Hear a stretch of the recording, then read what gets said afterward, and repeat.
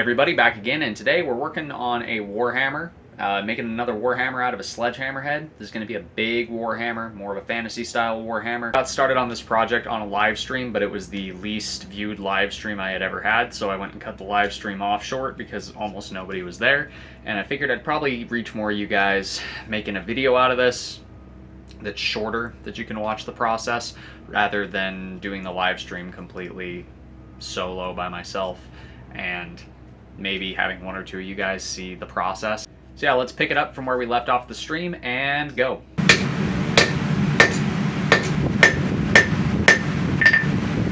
So what we've done now is we've gone ahead and tapered the top two sides for the eyes and nose to kind of create some upset on the front face, as well as to give us a sunken area here and here for eyes. It'll give it a really three-dimensional look.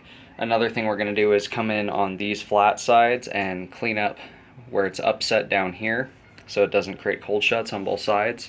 And then after we've done that, we're going to set it on its side and use a fuller to fuller in this part on the side here at the halfway point, just to create a mouth jaw kind of three-dimensional space.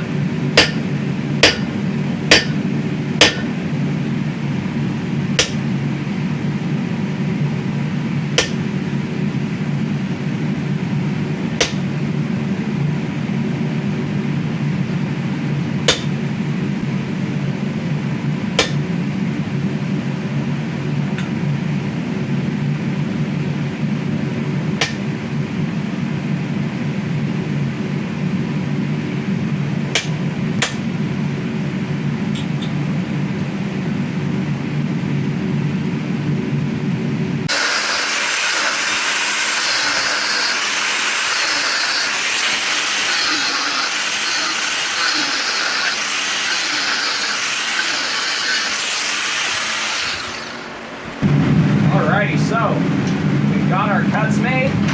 This could have been done with a hot cut beforehand, and you would get a very different result than the way I'm doing this. Essentially, I'm just using the angle grinder to split this back end up so I can open these up like little teeth all along the spike on this hammer. And then I've also gone ahead and cut this guy's mouth open so we can go ahead and open his mouth up, work on his teeth a little bit, work on some more of his facial features.